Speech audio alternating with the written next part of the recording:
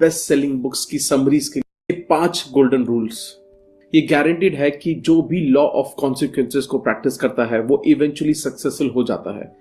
ये लॉ कहता है जितने ज्यादा बार आप खेलते हो उतने ज्यादा आपके जीतने के चांस होते हैं, और जितने ज्यादा बार आप जीतते हो उतने सक्सेसफुल आप खेलना सीख जाते हो। अगर हम इस रूल को नेटवर्किंग में अप्लाई करें, मतलब ज्यादा से ज्यादा लोगों से बिजनेस ज्वाइन करने के लिए पूछने का कॉन्सिक्वेंस ये होगा कि ज्यादा से ज्यादा लोग आपको ज्वाइन करेंगे। तुझे पता है सिर्फ 10 साल इन्वेस्ट करने पर तुझे मिल सकता है रिटायरमेंट पे 7 करोड़। जितनी ज्यादा बार आप उनको पूछोगे उतना ही बेहतर आप पूछने में बनते जाओगे। दूसरे शब्दों में कहा जा सकता है कि आपको बहुत सारे लोगों को बिजनेस ज्वाइन कराने के लिए पूछने की जरूरत है। रूल नंबर 1, सी मोर पीपल। ये सबसे इंपॉर्टेंट रूल है। हर उस इंसान से बात करो जो आपके साथ खड़ा होके आपको सुनने को तैयार हो जाए। ज्यादा एक्टिविटी से कोई प्रॉब्लम कभी आपको नहीं होगी। अगर आप ये सोच के डिप्रेस हो कि आपको समझ नहीं आ रहा है कि आपकी लाइफ कहां जा रही है, तो बस आप अपने प्रेजेंटेशंस के नंबर को डबल कर दीजिए। अगर आपका बिजनेस क्विकली बिल्ड नहीं हो रहा है तो आपको आउटपुट आने की जरूरत है। ज्यादा से ज्यादा एक्टिविटी ही मुश्किल का हल है। सबसे बात कीजिए, ये पहला रूल है। रूल नंबर 2, सी मोर पीपल। लोगों को कॉल करते रहिए, क्योंकि जैसे ही कॉलिंग करना बंद कर देंगे और इनफ प्रोस्पेक्ट से नहीं मिलेंगे तो बिजनेस से बाहर हो जाएंगे। आप एक एक्सीलेंट पर्सनालिटी हो सकते हैं, लेकिन बिना प्रेजेंटेशंस के आप एवरेज ही रहेंगे। इसलिए सबसे बात करते रहिए। रूल नंबर 3, सी मोर पीपल। बहुत से लोग अपने असली पोटेंशियल तक पहुंच ही नहीं पाते। उनको लगता है इसका रीजन है प्रोस्पेक्ट को कन्विंस ना कर पाना, लेकिन ये सच नहीं है। इसका रीजन है इनफ प्रोस्पेक्ट से नहीं मिलना। Rule number 4, use the law of average. Law of average आपकी लाइफ के हर एक एक्टिविटी में होती है। इसका मतलब है अगर आप कोई एक ही काम सेम सर्कमस्टांसेस में बार बार करते हैं तो आप ऐसे रिजल्ट्स प्रोड्यूस करेंगे जो कांस्टेंट रहेंगे। अगर आप किसी स्ट्रीट कॉर्नर पर खड़े होके आते जाते हर किसी को पूछोगे कि क्या आप मेरे साथ बिजनेस ज्वाइन करना चाहेंगे, तो लॉ ऑफ एवरेज आपको रिजल्ट देगा। हो सकता है 100 पे 1 का रेशो होगा जो यस कहेगा, लेकिन लॉ ऑफ एवरेज हमेशा काम करता है। Record your ratios. Average and statistics को रिकॉर्ड करना या ट्रैक करने से आप पॉजिटिव रहते हो और ट्रैक पे रहते हो। जब आप अपने एवरेजेस पर फोकस करते हो तो कोई और चीज आपको परेशान नहीं करती। जब आप लॉ ऑफ एवरेज को एक्सेप्ट कर लेते हो और समझ लेते हो तो कोई और चीज आपके लिए मैटर नहीं करती। अपने कॉल्स, प्रेजेंटेशंस और न्यू मेंबर का स्टैटिस्टिक्स मेंटेन करने से अपने सेट ऑफ एवरेजेस डेवलप कर लेते हो। Rule number 5, improve your averages. Law of averages भी हमेशा काम करता है। रेशो को मेंटेन करने से हमको पता रहता है कि हमको कहां कहां इंप्रूव करना है, और इससे ये भी पता चलता है कि हम कितने सक्सेसफुल हो सकते हैं। ये आपको उन एक्टिविटीज पर फोकस रखता है जिनसे रिजल्ट आता है, ना कि इस पे कि आपके साथ नेक्स्ट स्टेप पे क्या होगा। नेटवर्क मार्केटिंग की टिपिकल एवरेज है 10:6:3:1, जिसका मतलब है 10 प्रोस्पेक्ट से जब आप बात करते हो उनमें से 6 बहुत एक्साइटेड होते हैं और कहते हैं कि वो आपके साथ बिजनेस स्टार्ट करेंगे। इनमें से आधे यानी कि 3 मुश्किल से स्टार्ट करते हैं और इन 3 में से सिर्फ 1 सक्सेसफुल होता है। सो अगर आप 10 लोगों को प्लान दिखाते हैं तो आपको मिल सकता है एक प्रोडक्टिव लॉन्ग टर्म डिस्ट्रीब्यूटर। अब एक बड़ा सवाल ये आता है कि आपको 10 लोगों से बात करने में कितना वक्त लगता है। इस सवाल का जवाब आपकी ग्रोथ रेट भी बता देगा। बहुत सी नेटवर्क मार्केटिंग कंपनीज जो बहुत हाई लेवल की सक्सेस पाने में फेल हो जाती हैं, इसलिए नहीं कि वो प्रोस्पेक्ट को कन्विंस नहीं कर पाते, बल्कि वो ज्यादा प्रोस्पेक्ट से नहीं मिल पाते। अगर आपको इमीडिएटली अपने रिजल्ट्स को डबल करना है तो इसका आंसर है कि अगले साल वाले प्रोस्पेक्ट से भी इसी साल मिल लीजिए। इस बुक का सेकंड सेक्शन है how to get yes, the 4 की टेक्निक्स। जब हम अपने प्रोस्पेक्ट से बात करते हैं तो मोस्टली उनका जवाब नो होता है। वो एक्सपेक्ट करते हैं कि हम उनको कमिटमेंट देने के लिए कन्विंस करेंगे, बट प्रॉब्लम ये है कि आप कुछ भी बोलो, प्रोस्पेक्ट उस पे रिजेक्शन फेस करते ही हैं। इसलिए नहीं कि आपकी बात की वैलिडिटी नहीं है, बल्कि इसलिए कि वो आपने कही है। क्योंकि जब आप कुछ कहते हो वो आपका आइडिया होता है, उनका नहीं। इसलिए प्रोस्पेक्ट को रिजेक्शन करना ठीक लगता है। दूसरे हाथ पर प्रोस्पेक्ट जो भी हमको कहते हैं वो सच होता है, क्योंकि वो उन्होंने बोला है और वो उनका आइडिया होता है, हमारा नहीं। ऐसा करना उनके लिए एक्सेप्टेबल होता है और इस पे वो रिजेक्शन रेज नहीं करते। जब आप किसी प्रोस्पेक्ट को कहते हो आप एक ऐसी लाइफस्टाइल जी सकते हो जो आपको सब कुछ देगा, तो हो सकता है उसका रिस्पॉन्स हो लेकिन मैं इस करंट सिचुएशन में बहुत सेटिस्फाइड हूं। चांस ये भी हो सकता है कि उनका ये ऑब्जेक्शन सच ना हो। वो ऐसा रिस्पॉन्ड इसलिए करते हैं क्योंकि वो स्टेटमेंट आपने दी है। अगर सेम चीज आपका प्रोस्पेक्ट कहता है तो वो सच होता है। फॉर एग्जाम्पल, अगर आपका प्रोस्पेक्ट कहता है मैं अपनी लाइफस्टाइल इंप्रूव करना चाहता हूं एंड लाइफ चेंज करना चाहता हूं, तब इस पर वो कोई ऑब्जेक्शन नहीं करेगा क्योंकि लाइफ चेंज करने की बात उसने कही थी, आपने नहीं। ये उसका आइडिया था, आपका नहीं। जब आप 4 की टेक्निक्स यूज करते हो तो आपके प्रोस्पेक्ट आपको बताते हैं कि एक्चुअली उनको क्या चाहिए। लोग इसलिए ऑब्जेक्शन करते हैं क्योंकि प्रोस्पेक्ट अनइंटरेस्टेड नहीं होते बल्कि प्रेजेंटेशन अनइंटरेस्टेड होती है। ये 4 कीज किसी भी कोल्ड प्रोस्पेक्ट से भी कम टाइम में गेस करवाने का कॉम्बिनेशन है। ये है melt the ice, find the hot button, press the hot button and get a commitment. Melt the ice, इस की का पर्पस है अपने प्रोस्पेक्ट को अपने बारे में बता के उनके बारे में जाने, उनके साथ रेपो क्रिएट करना। इस की का प्योर ऑब्जेक्टिव है खुद को सेल करना। अगर सामने वाला इंसान आपको पसंद करता है तो मोस्ट लाइकली आप जो भी ऑफर करोगे वो उसको पसंद करेगा। अगर वो आपको पसंद नहीं करता तो आप पर ट्रस्ट भी नहीं करता, तो उसको प्लान दिखाने का कोई मतलब नहीं है। लोग आपकी जब सुनते हैं जब वो आप पर ट्रस्ट करते हैं। कुछ प्रोस्पेक्ट के साथ ये करने में 3 से 4 मिनट लगते हैं और कुछ के साथ 30 से 40 मिनट भी लग जाते हैं। फाइंड द हॉट बटन, इस स्टेज में prospect emotionally upset, excited, depressed, concerned और यहां तक कि एंग्री भी हो सकता है। आप पर एंग्री नहीं बल्कि खुद पर एंग्री। आपके प्लान में कॉम्प्लेसेंसी की कोई जगह नहीं है। जब लोग कॉम्प्लेसेंट होते हैं मतलब अपने गोल्स और एम्बिशंस को लेकर ओवर सेटिस्फाइड होते हैं, तब वो अपने वर्क हैबिट्स में भी कॉम्प्लेसेंट हो जाते हैं। According to a report by Forbes, the amount of data created worldwide is expected to grow to 175 zettabytes by आपको अपने नेटवर्क में कॉम्प्लेसेंट लोगों की जरूरत नहीं है। वो लोग जिनके ज्वाइन करने के बहुत स्ट्रॉन्ग इमोशनल रीजन होते हैं, वो काम करने के लिए हमेशा मोटिवेटेड रहते हैं। इस स्टेज में आप सीखते हो कि किसी इंसान के पीएमएफ यानी प्राइमरी मोटिवेटिंग फैक्टर को कैसे डिस्कवर किया जा सकता है। उनका पीएमएफ ही उनका बिजनेस स्टार्ट करने का रीजन होता है। इस स्टेज में आपके प्रोस्पेक्ट आपको बताते हैं कि लाइफ में क्या गेन करना चाहते हैं और कौन सा पेन अवॉइड करना चाहते हैं। ये सब कीज में सबसे इंपॉर्टेंट है क्योंकि इसमें प्रोस्पेक्ट अपने होप्स, ड्रीम्स और फियर्स के बारे में बताते हैं। रिसर्च का कहना है कि ज्यादातर लोग नेटवर्क मार्केटिंग ऑर्गेनाइजेशन ज्वाइन करने का प्राइमरी मोटिवेटिंग फैक्टर ये हो सकता है। एक्स्ट्रा इनकम, फाइनेंशियल फ्रीडम, खुद का बिजनेस, ज्यादा खाली वक्त, पर्सनालिटी डेवलपमेंट, दूसरों को हेल्प करना, नए लोगों से मिलना, retirement, leave a legacy. PMF सबसे ज्यादा इंपॉर्टेंट है, लेकिन साथ ये भी समझने की जरूरत है कि नेटवर्क मार्केटिंग बिजनेस ज्वाइन करने का पीएमएफ सबका सेम नहीं हो सकता। प्राइमरी मोटिवेटिंग फैक्टर को कैसे पहचानें? आप अपने प्रोस्पेक्ट से ये सवाल पूछ सकते हैं कि आपको पता है लोग नेटवर्क मार्केटिंग बिजनेस स्टार्ट क्यों करते हैं?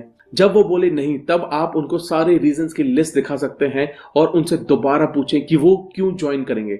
आपके प्रोस्पेक्ट कुछ आंसर्स करेंगे, देन आप उनसे 5 सॉलिड क्वेश्चन पूछ सकते हैं। ये सबसे ज्यादा वैल्यूएबल क्वेश्चंस हैं। ये क्वेश्चंस हैं, आपकी नंबर 1 प्रायोरिटी क्या है? आपने इसको क्यों चूज किया? ये आपके लिए इंपॉर्टेंट क्यों है? ये नहीं मिलने का क्या कॉन्सिक्वेंस हो सकता है आपकी लाइफ में? ये आपको क्यों परेशान करेगा? पावर ऑफ साइलेंस, ये हो सकता है कि आपके प्रोस्पेक्ट की लाइफ में पहली बार ऐसा हो कि किसी ने उनसे इतने वैल्यूएबल सवाल पूछे हों और खुद को एक्सप्रेस करने के लिए उनको टाइम दिया हो सकता है आपके प्रोस्पेक्ट को पहले भी दूसरे नेटवर्क मार्केटिंग के लिए अप्रोच किया गया हो, लेकिन ये पहली बार होगा कि उनसे सवाल पूछ के उनके रिस्पॉन्स का वेट किया गया होगा। आपके प्रोस्पेक्ट के आंसर्स से आपको ये भी समझ में आ जाएगा कि वो किस तरह की कमिटमेंट बिजनेस में देंगे। और ये ना भूलें कि ये आइडिया और करने का रीजन आपका ना होकर उनका होना चाहिए। How to separate the sheep from the goats, इसका मतलब है कि बेहतरीन प्रोस्पेक्ट का चुनाव कैसे करें। अगर आपके प्रोस्पेक्ट उन 5 सॉलिड गोल्डन क्वेश्चंस का आंसर बहुत वीक देते हैं तो आपको और दूसरे प्रोस्पेक्ट को ढूंढने की जरूरत है। प्रोस्पेक्ट जो वीक रिस्पॉन्स करते हैं वो लीनर होते हैं और वो सिर्फ आपका टाइम खराब कर रहे होते हैं। प्रोस्पेक्ट जिनकी प्रायोरिटीज और ड्रीम होते हैं वो सक्सेसफुल होते हैं। हम बस उस सक्सेस को स्पीड अप करने में उनकी हेल्प कर सकते हैं। नेटवर्क मार्केटिंग बिजनेस करना गार्डन प्लांट करने जैसा है। आप सॉइल फर्टिलाइज करते हो, बीज डालते हो और खराब मौसम से बचाते हो। कुछ बीज बढ़ के फसल बन जाते हैं और कुछ नहीं बढ़ पाते। आप सिर्फ उस प्लांट को पानी दे सकते हो, फर्टिलाइज करके प्रोटेक्ट कर सकते हो। असली सीक्रेट मजबूत बीज डालने में है और 5 सॉलिड गोल्ड क्वेश्चंस का यही पर्पस है। Showing the plan. इस स्टेज में नेटवर्कर शाइन करते हैं। इस स्टेज में आप दिखा सकते हो कि कैसे आपका प्लान सॉल्यूशन है होप्स, ड्रीम्स और फियर का, जो आपने सेकंड स्टेज में अपने प्रोस्पेक्ट से जाने थे। आपके सीनियर आपको सिखाते हैं कि बिजनेस प्लान शो करना जो प्रूवन होता है और रिजल्ट्स भी देता है। बिजनेस प्लान एक सॉल्यूशन होता है प्रॉब्लम से बाहर निकलने का और साथ ही ड्रीम्स पूरे करने का। जब आप प्लान दिखाते वक्त अपने प्रोस्पेक्ट के वर्ड को रिपीट करते हो तो उन्हें अपनेपन वाली फीलिंग आती है। वो प्लान मीनिंगफुल और मोटिवेशनल बन जाता है। वो उनके आइडिया और शब्द होते हैं, आपके नहीं। Get a commitment. जब आप इन टेक्निक्स को बिल्कुल ऐसे यूज करते हो जैसे बताया गया है, तब आपको प्रोस्पेक्ट को बिजनेस ज्वाइन करवाना एक ड्रामेटिक इवेंट नहीं लगता। उनको खुद अपने अंदर एंथुजियाज्म की फायर लगनी चाहिए कि बिजनेस स्टार्ट करना उनके लिए ऑब्वियस बात हो जाए। हमेशा प्लान इस तरह से प्रेजेंट करें कि बिजनेस स्टार्ट करना एक नेचुरल चीज हो। आपका स्टाइल बिजनेसमैन जैसा होना चाहिए, लेकिन आपको रिलैक्स भी रहना है, जैसा ये करना आपका रोज का काम है। Why this system works? ये 4 की सिस्टम एक प्रूवन तरीका है हाँ पाने का। सो ज्यादा से ज्यादा रिजल्ट पाने के लिए इस प्लान के साथ स्टिक रहें। बिना प्राइमरी मोटिवेटिंग फैक्टर पता किए प्लान दिखाने का कोई मतलब नहीं है। हॉट बटन्स को ढूंढे, उनको प्रेस करें और नेटवर्क मार्केटिंग बिजनेस बिल्ड करना आपके लिए सिंपल हो जाएगा। चलिए अब इस बुक के 3rd सेक्शन की ओर चलते हैं। 6 strategic skills for powerful presentation. Skill number 1, bridging. Bridging एक टेक्निक है जिससे आपको कन्वर्सेशन कंटिन्यू करने में हेल्प मिलती है और ब्रिजिंग से आप ऐसी सिचुएशन को अवॉइड कर सकते हैं जहां आप बहुत ज्यादा बात करते हो और आपके प्रोस्पेक्ट बहुत कम करते हो। वो प्रोस्पेक्ट जो 1 वर्ड में आंसर करते हैं या बहुत कम बोलते हैं, उनको ब्रिजिंग की हेल्प से बात करवाया जा सकता है। कुछ पावरफुल ब्रिजेस हैं, मतलब for example, so, then, which means, etcetera. Bridge open ended questions होते हैं। ये प्रेजेंटेशन में बेस्ट यूज हो सकते हैं जहां लोग बिल्कुल बात नहीं करते या बहुत कम बात करते हैं। Skill number 2, the head nod technique. बहुत सारे लोग हेड नॉडिंग एक पावरफुल टूल नहीं मानते। हेड नॉड करना एक गेस्चर है जिसे बहुत सारी कंट्रीज में एक एग्रीमेंट के रूप में माना जाता है। इस गेस्चर का ओरिजिन था पूरी बॉडी को झुकाने, जिसका मतलब है अगर मैं आपके सामने झुक रहा हूं तो मतलब मैं आपकी बातों के साथ एग्री करता हूं। सो हेड नॉड करना इसका ही एक छोटा मूवमेंट है। अगर आप पॉजिटिव फील करोगे तो आप हेड नॉड करना स्टार्ट कर दोगे, और अगर आप हेड नॉड करोगे तो आप पॉजिटिव फील करना भी स्टार्ट कर दोगे। 2025 में अपना बिजनेस हम ऑनलाइन कैसे स्केल करें बिना पैसे खर्च किए? देखो 2025 में अगर आपको business.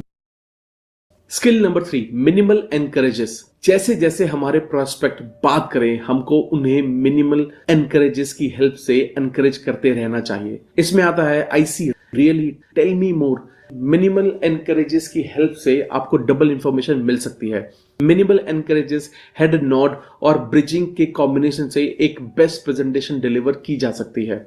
Skill number 4, how to keep I control. Research कहती है कि फेस टू फेस प्रेजेंटेशन में जो इंफॉर्मेशन सामने वाले की ब्रेन में पास होती है वो 87% आंखों से होती है, 9% ईयर से, 4% अदर सेंस। इसलिए आई कंट्रोल बनाए रखना बहुत इंपॉर्टेंट है। Skill number 5, mirroring. जब 2 लोग मेंटली एक दूसरे के साथ सिंक में हो जाते हैं तब उनकी बॉडीज भी सिमिलर पोस्चर और सेम गेस्चर यूज करते हैं। सेम गेस्चर यूज करते हुए फिजिकल सिंक में होती है। इस बिहेवियर का पर्पस है पार्टिसिपेंट के बीच रेपो क्रिएट करना और कॉन्फ्लिक्ट अवॉइड करना। मिररिंग से सामने वाले इंसान को बहुत हल्का महसूस होता है। ये एक बहुत ही पावरफुल रेपो बिल्डिंग टूल है। Creating good vibes. जब आप किसी नए इंसान से मिलते हो, उनके sitting position, body angle, gesture, expressions और टोन ऑफ वॉइस को कॉपी यानी मिरर करना चाहिए। जल्दी ही उनको ये लगने लगता है कि आप उनको पसंद करते हैं। वो आपको ऐसा इंसान समझते हैं जिसके साथ आसानी से रहा जा सकता है। ऐसा इसलिए होता है कि वो अपने आप की झलक आपके अंदर देखते हैं। Section number 4, 6 ट्रेमेंडस techniques for making positive impressions. हमको फर्स्ट इंप्रेशन बनाने का सेकंड चांस कभी नहीं मिलता। दूसरे लोग आपके बारे में 90% अपना ओपिनियन 4 मिनट से भी कम में बना लेते हैं और आपके बारे में कम से कम 25 जजमेंट भी बना लेते हैं, जैसे कि आपकी age, income, education, authority, friendliness, trustworthiness. यहाँ 4 ऐसे एरियाज हैं जिस पर आपका कंट्रोल है, जैसे कि हैंडशेक्स, स्माइल, ड्रेस और personal space. Technique 1, palm power. 3 तरह के पाम गेस्चर होते हैं, palm up, palm down, palm close finger pointed position. Palm up डराने वाला गेस्चर नहीं होता। ये गेस्चर तब से इस्तेमाल हो रहा है जब लोग केव्स में रहते थे और केव्स मैन इसको यूज करते थे, जिसका मतलब था उनके हाथ में कोई वेपन नहीं है। पाम डाउन एक डोमिनेंट गेस्चर है। ये जिस इंसान की तरह इस्तेमाल होता है, उनको लगता है उनको कोई ऑर्डर दिया जा रहा है और बहुत लोगों को ये खराब लगता है। प्रेजेंटेशन के दौरान अगर आप continuous palm down gesture use करते हो तो मोस्ट लाइकली आपको रिजेक्शन झेलना पड़ेगा। Point C, palm closed finger pointed position सबसे ज्यादा इरिटेटिंग पोजीशन है। स्पीकर जो भी पोजीशन बी और पोजीशन सी यूज करते हैं उनको एग्रेसिव, फोर्सफुल और एरोगेंट माना जाता है। Technique 2, the handshakes. जब आप किसी नए इंसान से हाथ मिलाते हैं तो 3 तरह के बेसिक एटीट्यूड ट्रांसफर होते हैं। वो है डोमिनेंस, ये इंसान मुझे डोमिनेट करने की कोशिश कर रहा है, मुझे ध्यान रखना पड़ेगा। सबमिशन, मैं इस इंसान को डोमिनेट कर सकता हूं, ये वो करेगा जो मैं चाहता हूं। इक्वालिटी, मुझे ये इंसान पसंद है, हमारी अच्छी जम सकती है। Technique 3, left hand holding. ये स्ट्रैटेजी बहुत ऑब्वियस लगती है लेकिन बहुत कम लोग इसका ध्यान रखते हैं। नए लोगों के साथ डबल हैंडर होने से बचें। Technique 4, smile power. स्माइल एक नॉन थ्रेटनिंग गेस्चर है। ये मंकीज और चिंपैंजी भी यूज करते हैं। रिसर्च कहती है कि जितना ज्यादा आप इसका यूज करते हैं उतना ज्यादा लोग आपके क्लोज खड़े रहते हैं। जितना ज्यादा वो आपके साथ आई कांटेक्ट करेंगे उतना लंबा वो आपके साथ रहेंगे। दूसरे शब्दों में कहा जा सकता है कि स्माइल आपके बिजनेस और पर्सनल लाइफ के लिए बहुत ग्रेट है और इससे पता लगता है कि आप लोगों के लिए खतरा नहीं हो।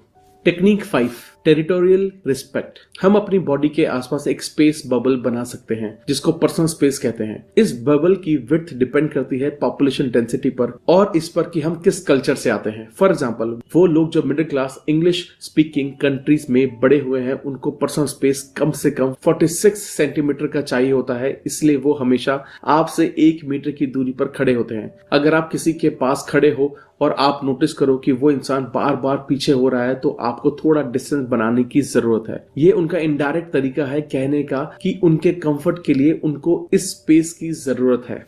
Technique 6, dress for success. Clothing आपकी बॉडी को 90% कवर करती है और बहुत पावरफुली इफेक्ट करती है दूसरे लोगों के परसेप्शंस को जो उन्होंने आपके लिए बनाए हैं, चाहे वो ट्रस्टवर्दीनेस हो, रिलायबिलिटी हो, सोशल सक्सेस हो या बिजनेस स्टैंडिंग हो। एक एप्रोप्रिएट बिजनेस ड्रेस कैसी होनी चाहिए, इसका जवाब इसमें छुपा है कि आपके प्रोस्पेक्ट आपको कैसा ड्रेसअप हुआ एक्सपेक्ट करता है। आपको credible, likeable, authoritative, knowledgeable, successful और अप्रोचेबल लगने के लिए उनके ओपिनियन में आपको कैसे ड्रेस्ड होना चाहिए, आपने कैसा शर्ट, टाई, शू, वॉच, हेयर स्टाइल पहना होगा, उनके हिसाब से, आपके हिसाब से नहीं। अपने प्रोस्पेक्ट के हिसाब से ड्रेसिंग करने से उनको कंफर्टेबल फील होता है, बट हो सकता है वो आपको फॉलो ना करना चाहे।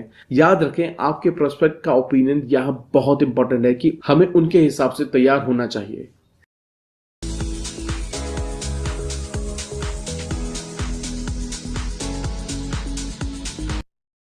चलिए अब सेक्शन नंबर 5 की तरफ चलते हैं। Body language, how to read the science.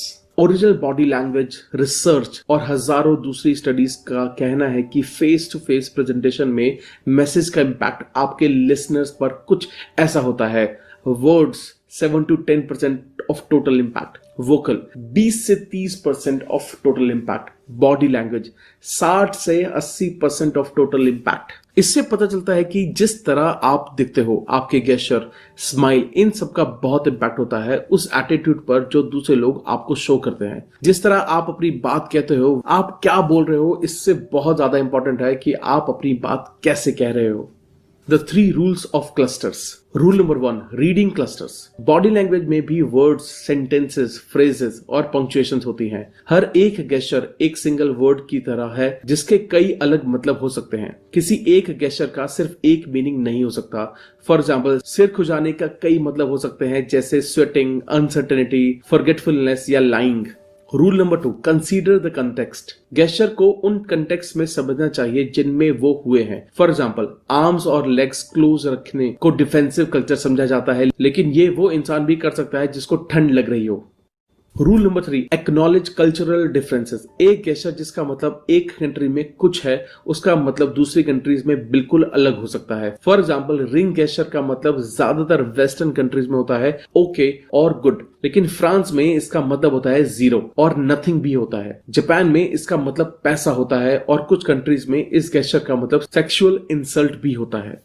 N instant guide to body language. Arm crossing. Body के आगे आर्म क्रॉस करना एक डिटैच्ड क्लोज एटीट्यूड समझा जाता है। ये एक इनबॉर्न गेस्चर होता है और 70% लेफ्ट आर्म क्रॉस करते हैं over right arm. Opposite crossing याद रखना ऑलमोस्ट इम्पॉसिबल है। इसका पर्पस हार्ट और लंग को अटैक से प्रोटेक्ट करना होता है। रिसर्च का भी कहना है कि जो ऑडियंस इस गेस्चर के साथ स्पीच सुनते हैं वो 38% से भी कम याद रख पाते हैं। Hand to face touching. सब रिसर्चर जिन्होंने हैंड टू फेस टचिंग पे इन्वेस्टिगेट किया है, उनका कहना है कि ये एक नेगेटिव इमोशन से रिलेटेड है। वेस्टर्न कंट्रीज और बहुत से यूरोपियन कंट्रीज के लोग अपने फेस को टच करने लगते हैं जब वो झूठ बोल रहे होते हैं। एशियन लोगों के साथ ऐसा नहीं है। वो रिलीजियस रीजन की वजह से हेड टचिंग अवॉइड करते हैं, लेकिन झूठ बोलते टाइम उनके फुट मूवमेंट बढ़ जाती है। अपनी प्रेजेंटेशन के दौरान हैंड टू फेस गेस्चर बिल्कुल अवॉइड करना चाहिए, वरना आपकी ऑडियंस आप पर ट्रस्ट नहीं कर पाएगी।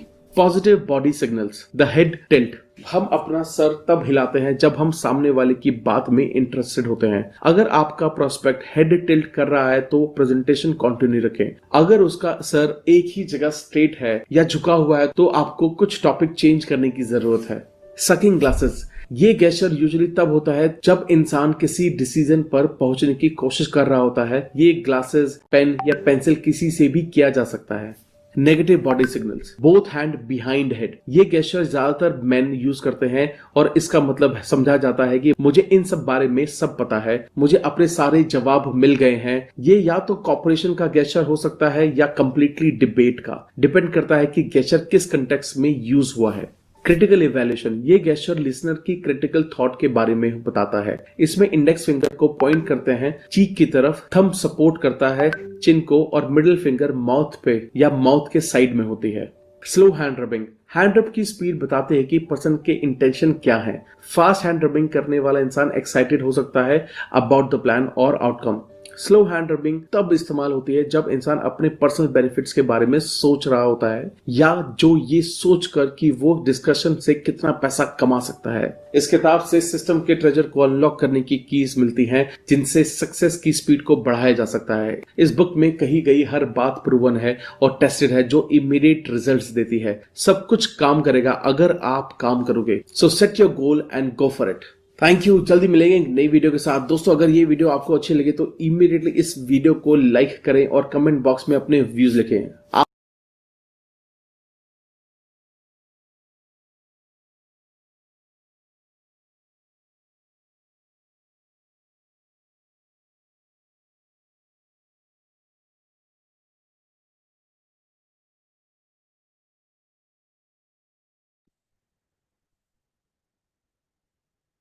Friends, very very good morning. आज का होस्ट मैं doctor Suresh Dwivedi. I am a radiologist from Prayagraj. आज आपकी इस जर्नी में थोड़े से टेक्निकल ग्लिचेस थे। I am very sorry for that, but all is well that ends well.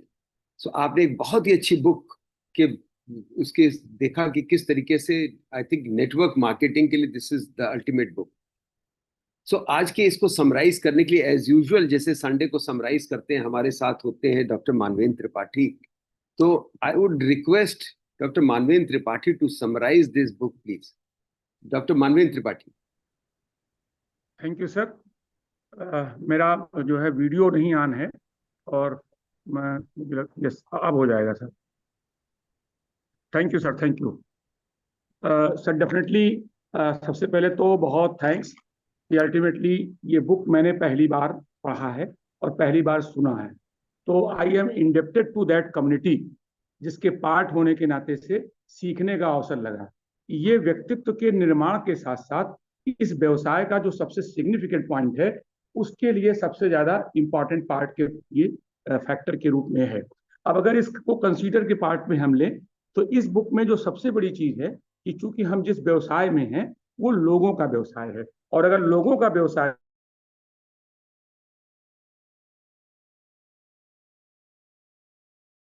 आई कर थिंक मानवीय जी सकेंगे। अब के, इस रूल में ये है जी यस सर, मानवीय जी, कुछ आपकी टेक्निकल थोड़ा सा नेटवर्क इशू हो रहा है। Please go ahead, please go. सबसे इंपॉर्टेंट चीज है कि हमको हमेशा चीजों को ट्रैक पे रखना है, और डेफिनेटली हमने जो सीखा उस पार्ट में यही बात आई कि अगर एनालिसिस नहीं है, और एक बिल्कुल सिंपल फार्मूला हमने तो यही ही सीखा, जानते अगर पहले रहे होंगे तो इन्फोर्स नहीं किया, कि जिसको मेजर किया जाएगा, जिसको मॉनिटर किया जाएगा, उसमें डेफिनेटली इंप्रूवमेंट होगा ही होगा। तो ऐसी कंडीशन में हमारी जो भी एक्टिविटी है उसको ट्रैक करना बहुत इंपॉर्टेंट है। और जितने लॉज अभी तक थे, स्पेशली जैसे जिसमें आथर ने सबसे ज्यादा बात कहा है वो है लॉ ऑफ एवरेजेस में, तो लॉ ऑफ एवरेजेस में हमेशा ये बात ऑपरेट करती है। और एक फार्मूला, अगर इसके पहले हमने इसको कंसीडर किया तो शायद इग्नोर कर दिया, कि 10-6-3-1 इतना गोल्डन रूल है, और इसलिए कोई निराश होने का तो प्रश्न ही नहीं हो सकता। यही अल्टीमेटली व्यक्तित्व का निर्माण है कि जब 10 लोगों से हम बात करेंगे तो 6 लोग उसमें एक्साइटेड महसूस करेंगे, 3 लोग डिफिकल्टी के साथ स्टार्ट करेंगे, और फाइनली एक ही व्यक्ति है जो उसमें से करेगा। अब जब ये चीज एग्जिस्ट है तो अल्टीमेटली हमको ये चीज अपने में एक्सेप्ट भी करना चाहिए, पहले अपने साथ और फिर इसको टीम के साथ। दूसरी चीज ये है कि बात करने में कितना समय लगता है, इस बात पे डिपेंड करेगा कि हमारा कहाँ पर हमारी ग्रोथ है। और आलोक सर ने उस दिन एक बहुत अच्छी बात कहा था, मैंने नोट किया था, कि हम क्या कर रहे हैं वो हम और हमारा भगवान ही जानता है। बहुत बहुत साफ उन्होंने ये बात कहा था, इसके अलावा कोई नहीं जानता। तो ये एक प्रकार का इंट्रोस्पेक्शन है। दूसरी चीज है कि जब हम बात करते हैं तो डेफिनेटली ग्रोथ तो होगी, लेकिन ये नेटवर्क के बिजनेस में या नेटवर्क का जो मार्केटिंग का तरीका है, ये वास्तव में अमीर बनने का है। लेकिन अगर अमीर बनना है तो बिना टीम के तो नहीं होगा, और अधिक से अधिक लोगों से बात करना है। और एक ही आलोक सर हमेशा कहते हैं कि don't try to convince anybody, हम खुद को कन्विंस कर लें और उसके हिसाब से हम चीजों को ले जाएं। फिर आता है कि आप एवरेजेस को कैसे इंप्रूव करेंगे, तो उसमें सबसे बड़ी चीज ये है कि हम सुनने की क्षमता विकसित करें कि दूसरा व्यक्ति है उसके क्या फैक्टर्स हैं, और उसके लिए कुछ की टेक्निक्स भी इन्होंने बताई, सब लोगों ने इसको नोट किया। तो अल्टीमेटली जब हम किसी को बताते हैं तो संबंधों का महत्व सबसे ज्यादा है। द्विवेदी सर हमारे साथ एक रायबरेली की मीटिंग में थे, और डेफिनेटली एक प्रोस्पेक्ट थे हमारे, किशोर कपूर जी यहाँ पे हैं उनके यहाँ। तो हमने कहा ठीक है बाकी आप कर लो, बाकी सिस्टम कर देगा। हमें अच्छी तरीके ध्यान है, द्विवेदी सर ने मुझे वहां रोका, कहने लगे आप कितना कर पाएंगे, आप वो कार्य करिए जो आप कर सकते हैं। ये एक लेसन है। कहने का मतलब है कि हमारे जो अपलाइन हैं उनकी बात को हमें हर एंगल पे सोचना चाहिए, उसमें हमारी शिक्षा दीक्षा या हमारी ग्रोथ का कोई फैक्टर अलग से नहीं है। अल्टीमेटली बिना लर्न के तो कोई चीज होगी नहीं। तीसरी चीज उन्होंने कहा कि जो 4 की टेक्निक्स में है उसमें स्टेटमेंट जरूर देखें, और उस स्टेटमेंट के बाद मेल्ट द आइस, अगर वो जो आइस का जो एक पूरा क्रैक पड़ा रहता है वो कितनी जल्दी मेल्ट हो रहा है, उसके हिसाब से चीजें होंगी। इसके अलावा लोग जुड़ते हैं उस मैंने सभी लोगों ने इस बात को देखा कि व्यवसाय तो सेकंड पार्ट आता है, लोग जुड़ते हैं उस व्यक्ति से जो व्यक्ति उस प्रस्ताव को लेके गया है, तो कहीं ना कहीं इमोशनल फैक्टर तो है ही है। लेकिन हम जिसको बता रहे हैं उसके साथ क्या हम बता रहे हैं एक्स्ट्रा इनकम चाहिए, उसको चाहिए ही नहीं। आलोक सर ने बहुत अच्छी बात उस दिन कहा था पिछले 3-4 मीटिंग में, कि आप तय कर लो कि उसको हेल्थ चाहिए, उसको पैसा चाहिए, या उसको दोनों चाहिए। अब हम अगर ये एसेस नहीं कर पाते तो अल्टीमेटली कैसे रूल काम करेगा। दूसरी चीज है कि पावर ऑफ साइलेंस, ये बहुत इंपॉर्टेंट है। और उसके साथ साथ उस प्रॉस्पेक्ट का एक बहुत अच्छा एग्जाम्पल दिया, और हमारे अपलाइन महोदय द्विवेदी साहब तो हमेशा कहते हैं कि जैसे सीड को हम इम्प्लांट करते हैं, तो अगर 100 सीड लगाया तो 100 प्लांट तो तैयार नहीं होते, तैयार हो जाए तो बहुत बड़ी बात, वैसे ऐसा होता नहीं है, कहीं ना कहीं नेचर की एडवर्सरीज हैं। ऐसे ही जिसको हम ग्रो करते हैं, अगर वो ग्रो होने के लिए तैयार है तो लगातार उसको सुरक्षात्मक आवरण भी देते हैं कि बाकी जो हमारे ग्रेजर्स हैं वो उसको डैमेज ना करें। हमारे द्विवेदी साहब हमेशा कहते हैं उनकी लैंग्वेज में कि बकरियों और भेड़ों से बचा लीजिए, अदरवाइज पत्तियां अगर खा लेंगे तो कैसे ग्रोथ होगी। तीसरी चीज है कि जब प्लान प्रेजेंट करें तो सिस्टम काम करता है, लेकिन वहां पे ब्रिजिंग होना बहुत इंपॉर्टेंट की बात है। और उसके लिए 6 स्ट्रेटेजिक स्किल्स दी गई है कि कैसे हम इसको ब्रिज करेंगे। नलिन सर ने एक दफे बहुत अच्छी बात कहा था कि आप कितनी स्पीड में काम कर रहे हैं, लास्ट माइल कनेक्टिविटी हमारी कितनी है, उस पर यह बात गवर्न होगा कि अल्टीमेटली हमारी फीलिंग कैसी है और किस प्रकार से हम ग्रो करते हैं। तीसरी चीज मैंने भी देखा, पढ़ा तो था लेकिन इस कंटेक्स्ट में नहीं देखा था, हाउ टू आई कंट्रोल। अगर हमारी, क्योंकि देखिए बहुत कुछ व्यक्ति की आंखों से हो जाता है, और आर्मी का तो एक बड़ा सिंपल फार्मूला है कि आंख से आंख मिला के बात तो होनी चाहिए, लेकिन घूरने की प्रवृत्ति नहीं होनी चाहिए। यहाँ बहुत इंपॉर्टेंट चीज है। और तीसरी चीज ये है कि पॉजिटिव और निगेटिव थॉट्स इतना, मतलब मैं तो बार बार ये कहता हूं कि अगर मैं इस कम्युनिटी का पार्ट ना होता तो अल्टीमेटली मैं क्या करता। तो निश्चित रूप से जो मैं पहले करता था, मॉर्निंग उठता और न्यूज़पेपर पढ़ता और कंटेंट के डिस्कशन में, इतना परिवर्तन हमारे अपलाइन ने और इस टीम ने कराया कि मतलब मैं समझता हूं कि मैं तो इसको रीबर्थ के रूप में लेके चलता हूं। तो पॉजिटिव इंप्रेशंस हैं। वैसे पाम के मूवमेंट वगैरह के बारे में भी स्पीकर ने इसमें ये बात बताई, और वो स्माइल पावर की भी बात बताए। और उसके साथ फिर ये है कि सॉरी, हमारा जो बॉडी लैंग्वेज की प्रॉब्लम है वो कैसे है, कैसे इस चीज को रीड करें कि वो पार्ट हमारे साथ एसोसिएट हो जाए। और ये भी देखिए कितना इंपॉर्टेंट है कि जो व्यक्ति सामने बैठा हुआ है वो अपने फेस को कैसे मूव करा रहा है, उसने अपने फिंगर को कहाँ रखा हुआ है। तो ये सारी चीजें अल्टीमेटली एक चीज जरूर कहती है कि अगर हम काम करेंगे तो काम होगा जरूर, लेकिन जो सबसे बड़ा चैलेंज है कि हम काम को शुरू करने में ही समय लगा देते हैं। तो थैंक यू सर, आपने मुझे अवसर दिया इसके डिस्कशन के लिए। Thank you sir, thank you, thank you. Thank you Manvendra ji, thank you. आपने बहुत अच्छा आज की इस टॉक को इसका समराइज किया। और देखिए, ये आज की टॉक से एक बहुत ही खूबसूरत बात उन्होंने कही ना कि किस तरीके से शीप को गोट से अलग करना, सेपरेट शीप फ्रॉम गोट। कौन आदमी इस बिजनेस के लायक है और कौन आदमी इस बिजनेस के लायक नहीं है, ये हम तय करते हैं, ये हमें तय करना। और ये बहुत सारी टेक्निक्स इन्होंने दी ना, आप उन टेक्निक्स को काम करके पता कर सकते हैं इस आदमी को हमको बिजनेस में लाना है या नहीं लाना है। हमारी कोशिश जो होती है हर आदमी को बिजनेस में लाना, वो गलत है। हर आदमी आ सकता है लेकिन हर आदमी आएगा नहीं, ये भी सत्य है। और हर आदमी को लाना भी नहीं चाहिए, ये भी सत्य है। सो बीच बीच में मैं बोलता रहूंगा। और एपी सिंह साहब का हाथ रेज है। Yes A P Singh.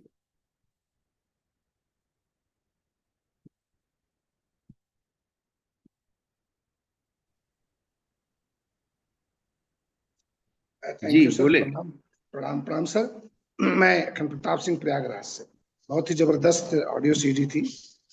बहुत सारे बिंदुओं को आपने इस सीडी के द्वारा हमें जानकारी दी है, जैसे पोस्चर, एटीट्यूड, आपका प्रेजेंटेशन, आपका ड्रेस जो है, अपीयरेंस, साथ में बहुत सारी चीजों के साथ साथ एक पॉइंट ये भी है कि आप सर खुजलाने का भी उन्होंने बताया कि क्या आइडियाज आते हैं सर खुजाने के। कोई बैठा है, आप चले गए और उससे बातचीत कर रहे हैं तो आप सर खुजाने लगे। उसका महत्व है, उसके अपने अलग अलग प्रेजेंटेशन है कि कैसे कैसे बहुत सारे बिंदुओं पर बताया। मुख्य रूप से एक और भी था कि आप जहाँ जा रहे हैं और जिससे बात कर रहे हैं तो आपका पोस्चर क्या है। तो बहुत सारे बिंदुओं पर जैसे डॉक्टर मानवेंद्र सर ने सब समराइज किया है, लेकिन सबसे बड़ी बिंदु है कि आप मार्केटिंग नेटवर्क में जिसके साथ आप ला रहे हैं, जिसे उसके बारे में आप पूरी जानकारी रखें, उसके एटीट्यूड के बारे में उससे बात करें तो उससे आंखों में आंखें मिला के बात करें, लेकिन उसमें विनम्रता भी रहनी चाहिए, उसमें मुख्य रूप से अटैचमेंट दिखना चाहिए। उसके साथ आपका पोस्चर लैंग्वेज पॉजिटिव होना चाहिए। पॉजिटिव और निगेटिव थॉट की जैसे बात है, तो बहुत सारे बिंदु हैं जिसे हमने नोट किया है और आगे अपने बिजनेस में लाऊंगा। थैंक यू सर, प्रणाम। जी बहुत बहुत बढ़िया, बहुत बढ़िया। देखिए एक बात आज बहुत अच्छी उन्होंने कहा था ना कि 10 6 3 1, यानी 10 लोगों को दिखाएंगे, 6 लोग एक्साइटेड होंगे, 3 लोग जो है डिफिकल्टी से स्टार्ट करेंगे, एक आदमी जो है जो होगा जो सही होगा, नहीं 10 में 1 मिलेंगे। लेकिन ये भी काम कब करता है जानते हैं आप? लॉ ऑफ एवरेज, जब इसको हम एक पर्टिकुलर स्पीड से चलते हैं। अगर 10 लोगों को प्लान हम साल भर में दिखाएंगे तो ये एवरेज काम नहीं करेगा। 10 लोगों को अगर हम 10 दिन में दिखाएंगे तो ये एवरेज काम करेगा। यानी कि एक स्पीड होनी चाहिए, जिस स्पीड पे जब हम काम करते हैं तो ये लॉ ऑफ एवरेज काम करता है। इसलिए अपने एवरेज को इम्प्रूव करने के लिए हमको स्पीड की जरूरत होती है, बिकॉज उन्होंने कहा था ना, you do not see enough prospects. अगर प्रॉब्लम है तो इसका मतलब है कि हम ज्यादा प्रॉस्पेक्ट्स को नहीं बात कर रहे हैं ज्यादा। Yes Jayanlal Jaiswal ji, Jayanlal ji. Thank you sir, thank you. My self Jayanlal Jaiswal, teaching profession से हैं। तो सर इसमें हमने अपने लिए लिया कि जो आप प्रोस्पेक्ट अगले साल या कहीं वेट कर रहे हैं कि अगले साल दिखाएंगे, प्रोस्पेक्टिंग करेंगे, तो आपको उसको डबल करने के लिए तुरंत काम करना शुरू कर देना है। उसको जल्द से जल्द काम डबल करने के लिए आपको तुरंत काम करना है। वेट मत करिए कि अगले साल करेंगे, कब करेंगे। तो जो कुछ सोच रहे हैं उसको तत्काल शुरू करिए, उसको स्पीड को बढ़ा दीजिए। ये हमने अपने लिए। Thank you sir. बिल्कुल सही। आज की जो बुक थी ना, क्वेश्चंस आर द आंसर्स, उसका ये ऑडियो बुक थी। और बहुत ही जबरदस्त इसमें राइट फ्रॉम की कहाँ से प्लान दिखाने से लेके एंड तक की कैसे प्रोस्पेक्ट के साथ आपको डील करना है, कैसे आपको ड्रेसिंग सेंस होना चाहिए, कैसे आपके पोस्चर्स होने चाहिए, कैसे आपका हैंड जेस्चर्स होने चाहिए, कैसे आपकी आई। देखिए एक चीज बहुत ही अच्छी उन्होंने कही थी कि 87% आई से ट्रांसफर होता है, 87% confidence and belief is transferred through eyes. So that is was very important. जी इकबाल मेहंदी साहब जी। आया हूँ। आप अभी परसों ही मैं ये किताब लेके आया हूँ और सवाल ही जवाब है। अभी परसों और वही पूरा मैंने पढ़ा चैप्टर, और आज सुबह वही सुन रहा हूँ। तो मुझे इतना वो उसका रिवीजन समझ लीजिए एक तरह से मेरा हो गया। और बहुत ही अच्छी किताब है, बहुत अच्छा मैंने इसको महसूस किया, और मैं इसको वैसे ही एक्शन दे रहा हूँ।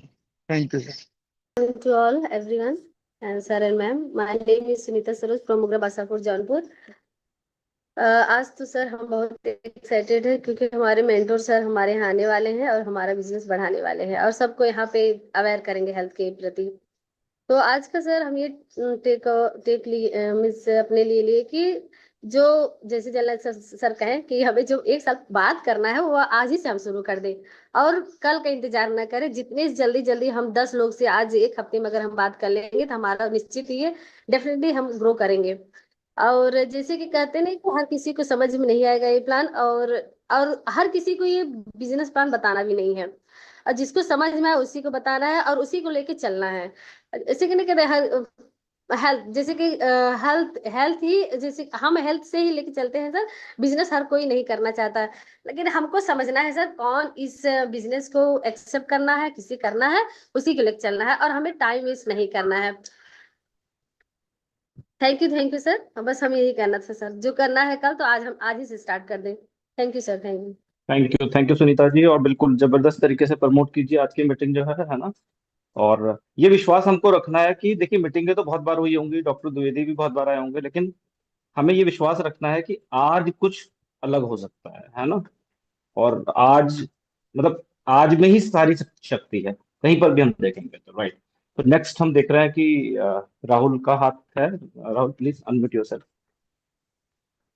Thank you so much sir. और बिल्कुल है ना, अमेजिंग ऑडियो। और आलोक सर इनवाइट कर रहे हैं है ना, बहुत ही जबरदस्त। आलोक सर को सुनना हमें सबको ही पसंद है ना। और देखिए कितना अच्छा प्लेटफॉर्म है ना कि है ना, उन्होंने चार्ज लिया है यहाँ पर, और ये हमको सबको समझना पड़ेगा कि ये चार्ज लेने का ही बिजनेस है ना। कहीं पर भी जहाँ भी आपको मौका मिले ना, तो आप बस एक्साइटेड होकर चार्ज लीजिए, है ना। और देखिए ऑडियो तो जबरदस्त है, ये सारी बातें हम रोज करते हैं, है ना। बट सबसे इंपॉर्टेंट टेक अवे जो मेरे को लगता है, जो मैं हमेशा ही समझता हूँ, कि लोगों का बिजनेस है ना। और लोग आपके साथ क्यों आएंगे ये आपको समझना पड़ेगा। आलोक सर हमेशा एक सवाल पूछते हैं कि भाई एक व्यक्ति है, मान लेते हैं एक डायमंड है या आप हो, एक व्यक्ति किसके साथ जुड़ना चाहेगा, है ना। तो क्या आप अपने आप को वैसा बना रहे हो, मुझे लगता है ना। ये टेक अवे हमको रोज समझना पड़ेगा, रोज रोज सुनना पड़ेगा, और रोज ये जानना भी पड़ेगा कि आज मैंने अपने अंदर क्या बदलाव लाए, कि क्या मेरे अंदर वो क्वालिटीज आई हैं, या कुछ चीज मैंने ऐड करी है, या वो वैल्यूज की जो हम बात करते हैं ना। क्योंकि जब लोगों का बिजनेस आता है ना, देखो आपने करना होता है, जैसे मान लेते हैं आपने कोई एग्जाम लिखना है, तो वो तो आपके ऊपर डिपेंड करेगा ना पूरा, है ना, कि भाई मैंने तैयारी करी, फिर एग्जाम आया तो मैं वहां पर किस तरीके से मैंने उसको लिखा या किस तरीके से उसको, है ना, वहां पर वो करी थी तैयारी। लेकिन जब लोगों का बिजनेस आ जाता है तो ये 100% आप पे डिपेंडेंसी उसकी खत्म हो जाती है ना। तो आपको एक चीज समझनी पड़ेगी कि इस बिजनेस में जब लोग आएंगे तो अलग अलग तरीके के लोग आएंगे, और उनको समझने के लिए, है ना, आपको उस तरीके से अपने आप को प्रिपेयर करना पड़ेगा, बिकॉज आपको सबके साथ रिलेशनशिप बिल्डिंग करनी है ना। कोई अच्छा भी होगा, है ना, कोई आपके जैसा होगा, कोई आपके जैसा नहीं होगा, कोई छोटा होगा, कोई बड़ा होगा, है ना, किसी के एक्सपीरियंस ज्यादा होंगे, किसी के कम होंगे, हो सकता है वो आपको किस तरीके से समझे, है ना। तो मुझे लगता है कि इन इन सब चीजों को समझने के लिए ही आप इस तरीके के जब तक माहौल में नहीं आएंगे तब तक आपको समझ में थोड़ा सा, है ना, तब तक आप वो उस चीज को नहीं पकड़ा है। बोलते हैं आलोक सर हमेशा बोलते हैं, बिटवीन द लाइंस को पकड़ी, है ना। केवल सुनना कि मैंने ऑडियो सुन लिया बड़ा यार मजा आ गया आज, तो उससे फिर होने वाला कुछ नहीं है ना। फिर तो साल निकल ही रहे हैं, सभी के निकल ही गए हैं, है ना।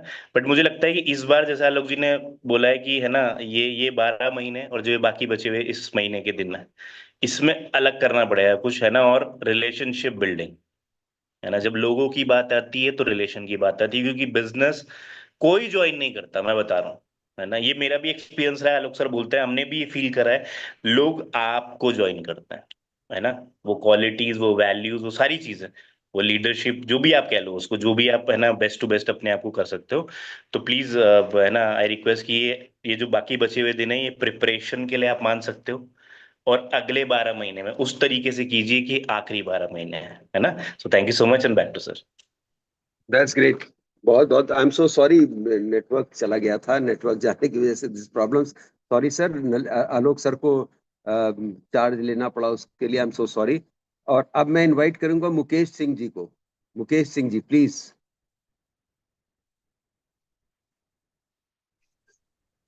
मुकेश सिंह को, थैंक यू विनय सुरेश आप हो सर। तो, यस यस, विनय आप हो, यस हेलो, प्लीज हो गया सर, हो गया सर।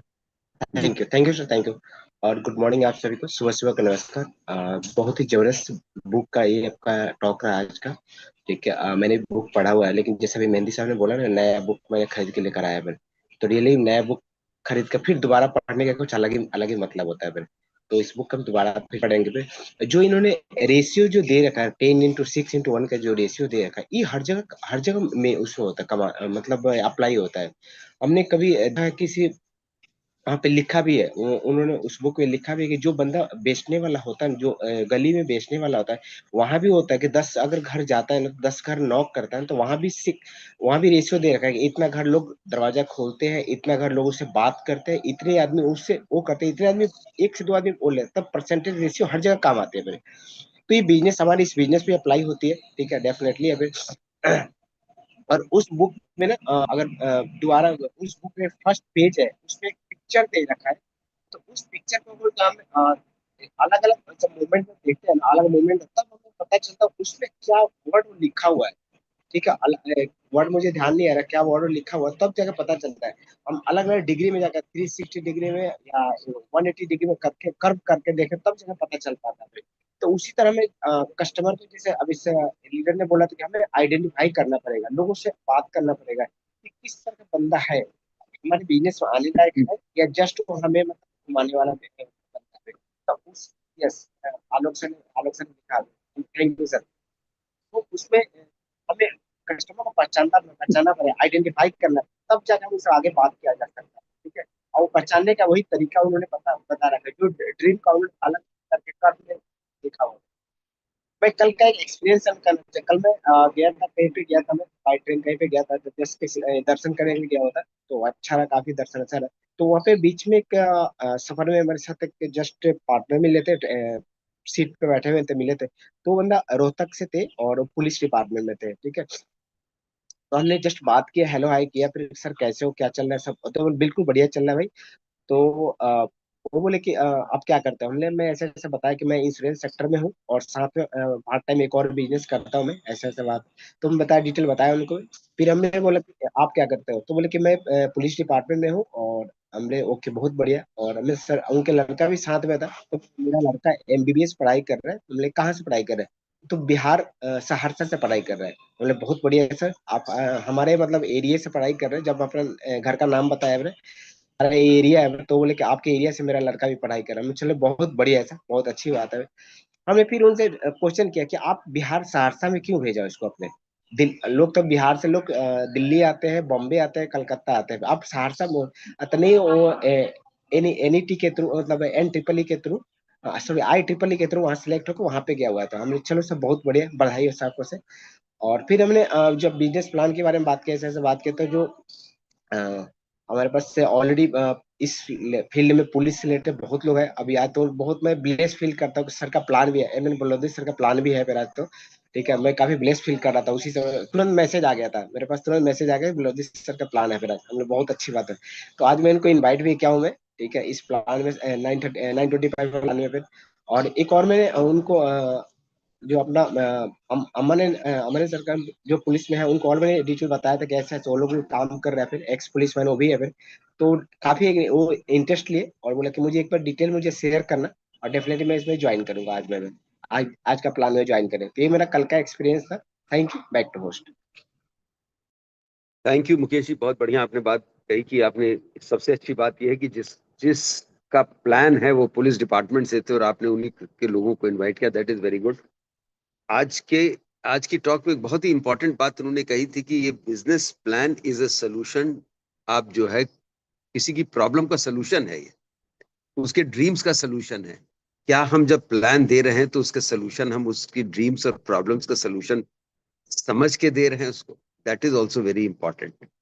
वो जो स्किल्स की बात आज हुई है वो बहुत अच्छी थी कि किस तरीके से आपको स्किल्स डेवलप करने की जरूरत है, ड्रेसिंग सेंस डेवलप करने की जरूरत है, कि किस तरीके से ड्रेसअप करें हम, ताकि अगले के सामने हम, है ना, एक किसी ने कहा कि हम, आलोक सर ने ही शायद एक बार कहा था कि हम प्लान तो दिखा रहे हैं, उसको करोड़ों की बात कर रहे हैं, और खुद अगर हम वेल ड्रेस्ड नहीं है कायदे से, या हम उसको वो इम्प्रेशन नहीं दे पा रहे हैं, तो आई थिंक वो मोटिवेट नहीं हो पाएगा, उसको मोटिवेट करना मुश्किल होगा। यस, अंकिता उपाध्याय, प्लीज आपका हाथ रेस है, प्लीज अंकिता जी।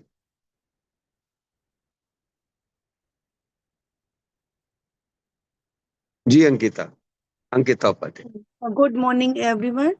अभी जो सीडी सुना उससे एक बात तो सबसे ज्यादा समझ में ये आई कि number of plan, number of ratio क्या है हमारा प्लान दिखाने का, ये हमारे ऊपर डिपेंड करता है। जितना ज्यादा हम रेशियो रखेंगे, जितना ज्यादा प्लान दिखाएंगे, उतनी ज्यादा हमें सक्सेस जल्दी मिलेगी। दूसरी चीज कि उन्होंने बोला कि अभी हम लोग, हमारे अंदर भी ये हैबिट्स है कि मैं चीजों को टालती हूँ, उसको बाद में दिखा देंगे, बाद में दिखा देंगे। तो ये हमारे हैंड में है, हमारे ऊपर डिपेंड करता है कि हम उस चीज को कितना लेंदी खींच रहे हैं। जो हमें अगले 1 साल में दिखाना, उनको आज ही दिखा देते हैं, तो शायद हम सक्सेस जल्दी पा जाएंगे। तो नंबर ऑफ प्लान और जो रेशियो का बात हुआ, ये बहुत अच्छी बात लगी। दूसरा मुझे ये ध्यान देना है कि हम जिस पर्सन को प्लान दिखा रहे हैं, वो पर्सन, बहुत जगहों पे ऐसा होता है कि कोई व्यक्ति है, बहुत कॉमन सा पर्सन है, उससे हम इंग्लिश में बात कर रहे हैं, वो मेरी बात ही नहीं समझ पा रहा है, और वो वहां पे क्या सोचता है कि मुझे भी बोलना पड़ेगा, तो मैं तो कर ही नहीं पाऊंगा क्योंकि मुझे तो इंग्लिश आती ही नहीं। तो कई बार ऐसा होता है। तो हमारे को ये भी ध्यान देने की जरूरत है उसके बॉडी लैंग्वेज से, उसके वे ऑफ टॉकिंग से, कि क्या वो पर्सन किस टाइप का है, कैसी फैमिली को बिलोंग करता है, किस टाइप से बातें उसको करनी है। ये तभी हम कर पाएंगे जब हम अपने स्किल को डेवलप करेंगे। तो उसके बॉडी लैंग्वेज से मुझे बहुत कुछ समझने की जरूरत है। और ये बात बिल्कुल फैक्ट है सर कि लोग मुझे ज्वाइन करते हैं, कंपनी तो बाद में ज्वाइन करते हैं। तो हमें अपने आप को इतना इम्प्रूव करना है कि लोग मेरे साथ कनेक्ट होते चले जाएं। तो ये बहुत अच्छा लगा। सीडी बहुत अच्छी थी और बहुत कुछ सीखने को मिला, इसको मैं अप्लाई करूंगी। Thank you sir. बिल्कुल सही। एक बात आज की इस बुक में ये भी कहा गया था ना, ब्रिजिंग की बात की गई थी, किस तरीके से हम ब्रिजिंग करते हैं, अगले आदमी से कनेक्ट करने की जो बात है। जैसा कि अभी अंकिता ने कहा कि हमको समझना चाहिए उस आदमी के साथ हम एक कांटेक्ट कैसे स्टैब्लिश कर सकते हैं, क्योंकि जब तक कांटेक्ट स्टैब्लिश नहीं कर पाओगे आप, तब तक वो जो रिलेशनशिप स्टैब्लिशिंग की बात है, उन्होंने कहा शुरू में 3-4 मिनट में आपको अगला आदमी जज करता है, उसमें आपको समझ लेता है वो कि कितना आपके साथ वो कनेक्ट कर सकता है। So that is very important. जब वो जो हम मेल्ट द आइस करते हैं, एक आइस को जब मेल्ट कर रहे हैं शुरू में, आज की इस बुक में बहुत अच्छी तरह से मेंशन्ड है इसको भी, तो वो आइस हमको ब्रेक करना है। शुरू में जब हम उससे मिलते हैं, उसका हालचाल पूछते हैं, फैमिली का हालचाल पूछते हैं उससे, उसके बारे में और जानकारी हासिल करते हैं, that is known as melting the ice. So अब मैं नेक्स्ट सुरेश कर्नाटक जी को इनवाइट करूंगा कि सुरेश कर्नाटक जी। नमस्कार सभी को। मैं सुरेश कर्नाटक जॉब बैकग्राउंड से अल्मोड़ा से हूँ। अपनी पत्नी और 2 बच्चों के साथ जो है को पार्टनर के रूप में इस बिजनेस को सीख रहा हूँ। धन्यवाद सर, आपने मुझे आमंत्रित किया और मेरे जो सुबह है वो सफल हो गई। इतना बड़ा व्यक्तित्व मुझे इस अभी प्लेटफॉर्म में आमंत्रित कर रहा है, मैं तो ब्लेस्ड हूँ। सर, हम आप सभी लोगों से सीख रहे हैं कि किस प्रकार से हम अपने आप को ग्रो करें और किस प्रकार से अपने बच्चों को ग्रो कराएं और अन्य लोगों को भी ग्रो कराएं। जो आज की ऑडियो थी बहुत ज़बरदस्त थी। सबसे पहले मैं बात करूंगा, जैसे सर आपने भी अभी बात की हुई थी ड्रेस के बारे में। ड्रेसिंग सेंस मेरी भी बिल्कुल नहीं थी। जो भी कमीज और पैंट मिलती थी मैं उसको पहन करके चल देता था। तो इस बिजनेस में मैंने आके सीखा कि किस प्रकार से हमारी ड्रेसिंग सेंस जो है बहुत बढ़िया होनी चाहिए। वो केवल दूसरों को दिखाने के लिए नहीं, उससे हमारा कॉन्फिडेंस भी बढ़ता है और हम बहुत अच्छे भी लगते हैं और दूसरे लोग भी हमसे सीख रहे होते हैं। जैसे आपने भी अभी बात किया कि अगर हमारी ड्रेस अच्छी नहीं है तो हम दूसरों को कैसे प्रभावित उसमें कर पाएंगे। दूसरी बात उसमें थी स्माइल। स्माइल जो है सभी रोगों को दूर करने की एक दवा है। अगर हम खुश रहते हैं तो उससे हम अपना जीवन तो अच्छा करते हैं, अपना स्वास्थ्य अच्छा करते हैं, तो दूसरों को भी अच्छा लगता है, वो भी स्माइल करने लगते हैं। तीसरा आपने इसमें बताया कि सर जो मैंने जो चीज़ें सीखी, कुछ चीज़ें हमें अपने आप पर लागू करनी होती है। जब हम अपने आप पर लागू करते हैं तब उसको हम दूसरों को भी बता पाते हैं। सीखने की अगर बात करूं सर, तो जो मेरा अपॉइंटमेंट था पहले प्राथमिक विद्यालय में हुआ, तब मैं उसके बाद मैं इंटर कॉलेज में आया। तो सबसे पहले मैंने बीएड किया हुआ था। तो जब मैंने बीएड किया और मैं सोच रहा था कि मैं इंटर कॉलेज में जॉब के लिए जाऊंगा, लेकिन मुझे प्राथमिक विद्यालय पहले मिला। तो वहां मुझे बीएड करने के बाद दोबारा ट्रेनिंग कराएगी 9 महीने की। तो मैं उस समय यंग एज में था और मुझे एक कंफ्यूजन था कि जब मैंने ट्रेनिंग ले ली है बड़े बच्चों को पढ़ाने की, तो मेरे को 9 महीने की एक्स्ट्रा ट्रेनिंग क्यों कराई गई होगी। लेकिन जब मैं प्राथमिक विद्यालय में गया, उन बच्चों के साथ काम करने का मुझे मौका मिला, तब मुझे पता चला कि बड़े बच्चों को पढ़ाना तो आसान है, छोटे बच्चों को सिखाना कठिन है। तो इसलिए हमें 9 महीने की ट्रेनिंग कराई गई। तो यही चीज़ें यहाँ भी हैं। जैसे हमारे अपलाइन कहते हैं कि आपको ट्रेनिंग में मीटिंग में आना पड़ेगा, सीखना पड़ेगा। तो अगर हम सीख रहे होते हैं तो निश्चित तौर पर हम दूसरों को भी सिखा पाएंगे। और एक चीज़ इसमें मेरे को सीखने की मिली कि हमारा भाव क्या है। जब भी हम मंदिर में जाते हैं, पूजा पाठ करते हैं, भगवान को मानते हैं, तो ये कहा जाता है कि जैसा हमारा भाव है वही चीजें वहां से हमें मिलने वाली है। और इसमें सच्चाई भी है। अगर हम किसी व्यक्ति के पास जा रहे हैं, उसको प्लान के बारे में बता रहे हैं, तो हमें अपने को ग्रो करने का भाव है, तो हमारा बिजनेस ग्रो करने वाला नहीं है। मैं भी इसको 100% समझ गया। अगर मेरा भाव है कि मैं दूसरे के जीवन को अच्छा कर सकता हूं, उसके लाइफ में, उसके जीवन में कुछ रंग भर सकता हूं, ये अपॉर्चुनिटी अगर मेरे को भगवान ने दी हुई है, तो क्यों ना मैं दूसरों के लिए काम करूं। आलोक सर भी कहते हैं, अगर हम दूसरों के लिए काम करते हैं तो हम स्वतः ही ग्रो हो जाते हैं।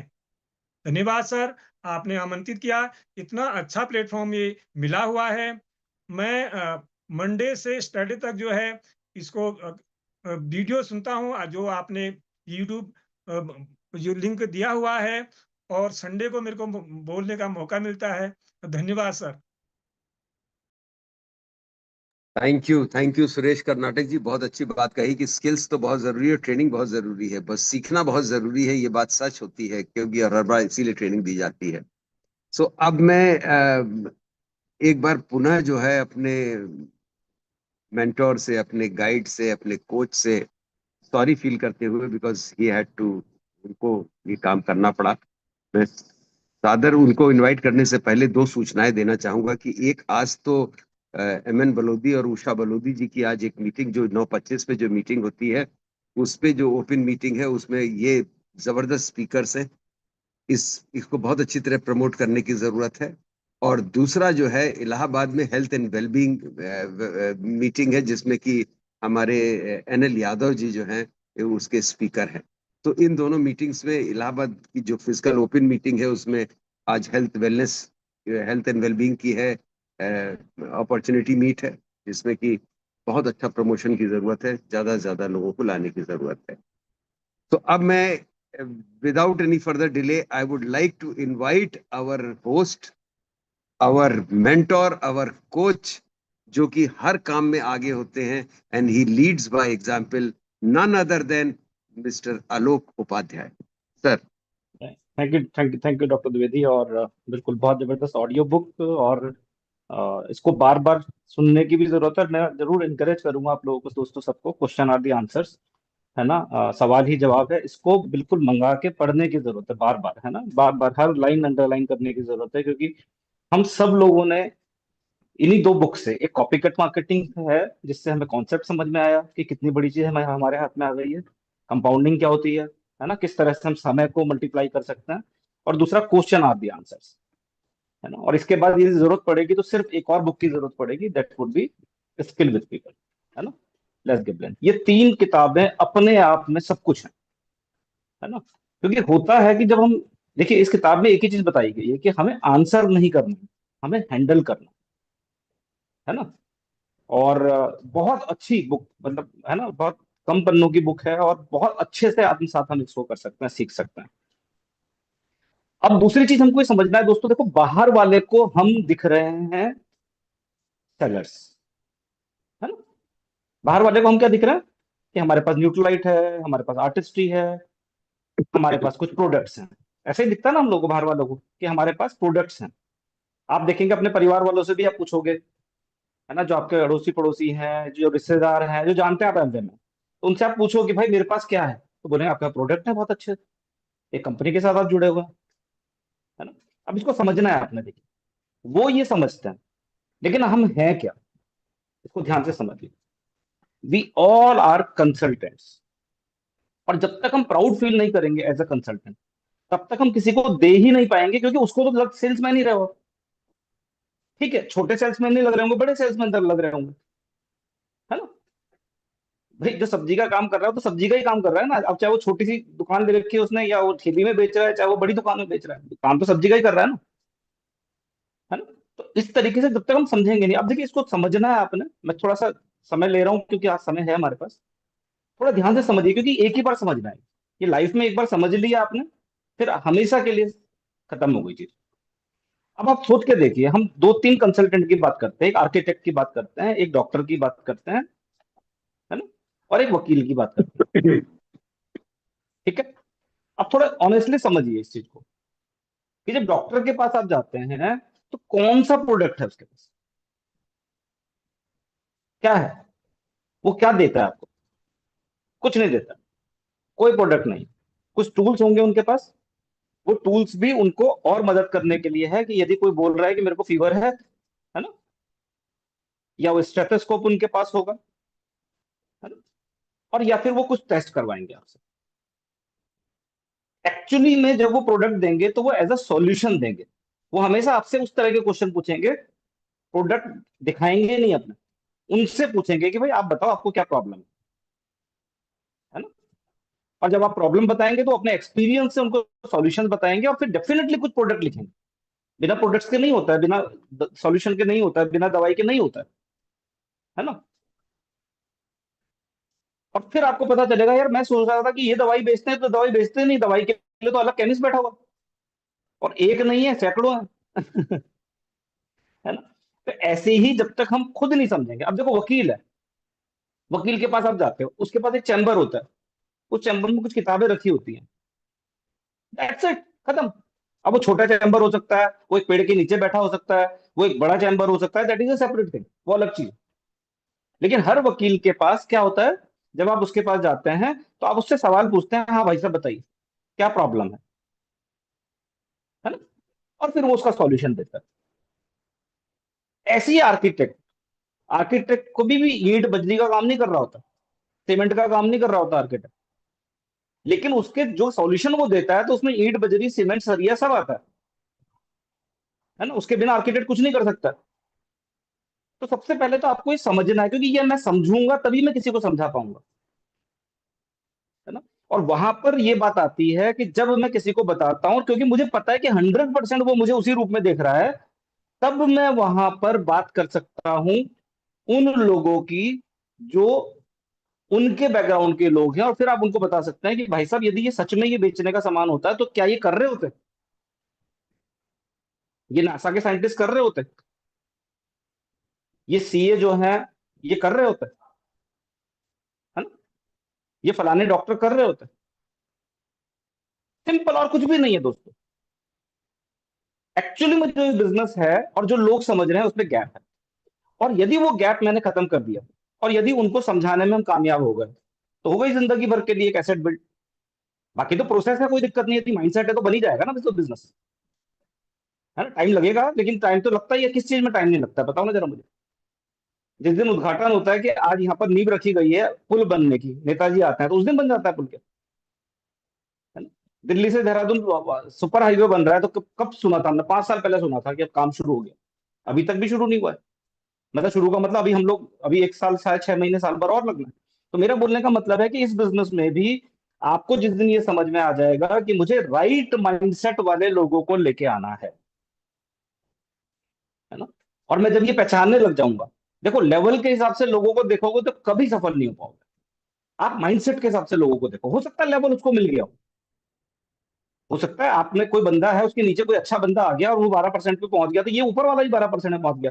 लेकिन उसकी बातों से आपके दिमाग में ये होना चाहिए, आप ये मत सोचो कि अभी 15% जाएगा 18%। आप सिर्फ मेंटली देखो उसको कि अभी वो कहां पर है, और वहां पर मदद करो उसको कि वो जिस लेवल पे है उस लेवल तक का माइंडसेट तो ले कम से कम, तब जाके बिल्ड होता है दोस्तों network. Network is not about collecting people, है ना, कोई चेन बनाने का बिजनेस नहीं है ना। एक बाग होता है जो बहुत अच्छा लगता है, बाग बगीचा जिसको बोलते हैं, है ना, उसमें लिमिटेड फूल होते हैं, लिमिटेड पौधे होते हैं, पर कितना सुंदर लग रहा होता है।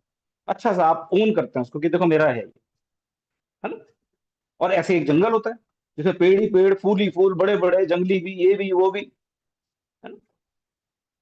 लेकिन जंगल तो जंगल है ना, जंगल में क्या किसका किसका होता है जंगल, बताओ जरा मेरे को। आप बोल सकते हो मेरा है जंगल, नहीं हो सकता ना।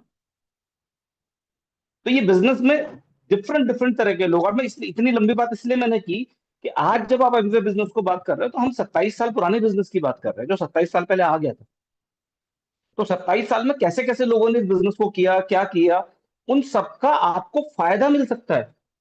हमने देखा बहुत सारे लोग परेशान हो रहे होते हैं, अरे यार ये 27 साल में क्या कर दिया लोगों ने। कल भी मेरी किसी लीडर से बात हो रही थी, है ना, वो डायमंड थे, बोले यार देखो क्या कर दिया लोगों ने, कैसे कितना अच्छा बिजनेस था, कैसे कैसे करके। मैंने कहा भाई ये बताओ इससे फायदा है या नुकसान है?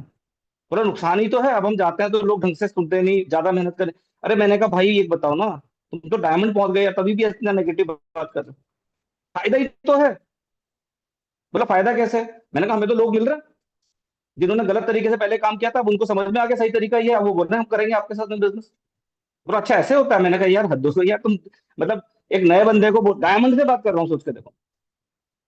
क्यों? क्योंकि उन्होंने कोई सिस्टम ही नहीं बनाया अपना। वो अभी भी ओपन मीटिंग प्रमोट कर रहे हैं जो एमवे करा रही है ना। मैं ये नहीं बोल रहा हूँ कि प्रमोट नहीं करना है आपने, लेकिन मैं सिर्फ बोल रहा हूँ दोस्तों कि आज कहां से कहां पहुंच गए। नदी में जब हम पांव रखते हैं ना तो हमें लगता है वही पानी है ना। वो 2 मिनट पहले जो पांव रखा था आपने और अब 2 मिनट बाद जो पानी रखा ना, वो तो पता नहीं कहाँ बह गया, पर 2 मिनट पर पुराना वाला पानी। वो आपको लग रहा है ऐसे कि तो वही पानी है, वो तो गया, वो तो पता नहीं कहाँ चला गया होगा 2-3 किलोमीटर आगे। तो ये एमवे बिजनेस जो है ना, ये दोस्तों कहाँ से कहाँ पहुंच गया, अभी लोगों को हवा ही नहीं है, मैं सच बता रहा हूँ आपको। थैंक गॉड कि हम कम से कम प्रोग्रेसिव हैं, थैंक गॉड कि हम कम से कम ग्रोथ माइंडसेट वाले लोग हैं, और कम से कम हम आज उस जगह पे है जहां पर हम लोग अब बस रिजल्ट आने हैं, है ना। छोटा पौधा जो लगाया था वो भी पूरा हो गया, फिर उसके बाद वो जो उसके ऊपर एक मौसम आता है जिस टाइम पे बोहर बोलते हैं वो भी लग चुकी, तूफान आंधी भी आ चुका, अब तो फल दिखने भी लग गए, बस पकने की देरी है ना। और पकना तो है ही फल में, जब लगेगा तो पकेगा ही। क्योंकि यहां तक बचा क्यों है वो, बताओ ना जरा मुझे। जब पतझड़ में भी नहीं गिरा तो फिर अब किस लिए बचा हुआ है? अब तो पकने के लिए बचा है ना। तो बहुत सिंपल बिजनेस है दोस्तों, और मेरे को पता है कि आप सब लोग ढंग से, है ना। और मैं फिर बोल रहा हूँ दोस्तों कि ये टाइम है जिस टाइम पे हमको सब कुछ समेट के और सिर्फ एक तरफ फोकस करना चाहिए इस 1 साल में, है ना। सिर्फ मैं बोलता हूँ मेडिकल कोई चैलेंज किसी को आ जाए तो बात अलग है, तब इससे पहले उसको देखना चाहिए, नहीं तो कोई भी चैलेंज है, कुछ भी चैलेंज है ना, क्योंकि इतने पास हैं अभी ये सफलता के, आपको नहीं पता है दोस्तों, इतने पास सफलता के, है ना। और ज्यादा से ज्यादा लोगों को मॉर्निंग मेरेकल में लाओ, ज्यादा से ज्यादा लोगों को माइंडसेट दो, ज्यादा से ज्यादा लोगों को, है ना, समझाओ, एक एक करके, है ना।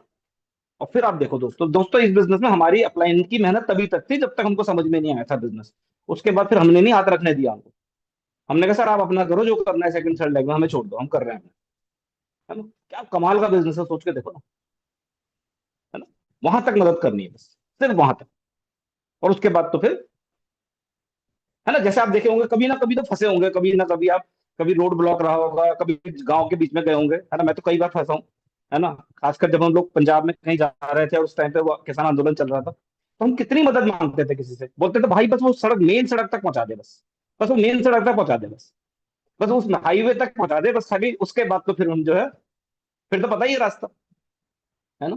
आप सोच के देखो क्या है, और बिल्कुल जबरदस्त एक्साइटमेंट है सबके अंदर, है ना। और ये जो 6-7 दिन बचे हुए हैं दोस्तों, इन्हीं 6-7 दिन में अनाउंसमेंट भी होनी है हम लोगों की, कि वो जो क्लब्स आ रहे हैं वो क्लब क्या होंगे, क्या स्वरूप होगा उनका, उसमें क्या क्या देगी कंपनी हमको, क्या मिलने वाला है हमको, कि जो लोग भी लॉयल्टी के साथ में उन लॉयल्टी क्लब के साथ में आएंगे, है ना। तो मैं फिर बोल रहा हूँ दोस्तों, this is a high time, है ना।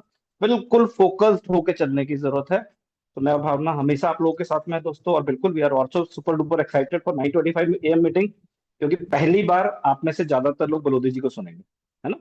और स्टोरी तो हमें आइडिया है ज्यादातर लोगों को, है ना, लेकिन विजडम है उनका, है ना, बहुत अच्छे, जैसे बार बार बोलते हैं ना वो, कि मैं तो जुड़ना ही नहीं चाहता था, तो he was very tough nuts to crack, है ना। शुरू में बहुत मुश्किल प्रोस्पेक्ट थे, लेकिन एक बार उनको समझ में आ गया कि चरित्र का बिजनेस है, तो फिर हुआ नहीं हुआ क्या होगा वो अलग बात है, लेकिन तो छोड़ा नहीं उन्होंने, है ना। और बहुत संपन्न है अपने परिवार से भी, बच्चों से भी, जॉब बहुत अच्छे से किया है ना। तो मैं जरूर चाहूंगा कि 9:25 में हम लोग खुद फर्स्ट हैंड सुने उनको, है ना। और thank you doctor Dwivedi, doctor Nalin, everyone have a great day, thank you. Thank you sir, thank you. आपने अपना precious time you give us every day, thank you very much for that. So अब आज का ये सेशन हमारा यहीं पे खत्म होता है। कल सुबह मॉर्निंग मिरेकल में मिलने के पहले हम लोग अपने आज के जो हमारी रोज हम एक रिजॉल्व करते हैं और एक जो हम यूनिवर्स को मैसेज देते हैं, उस पे हम लोग सब लोग देंगे। 1, 2, 3 I'm the best. I'm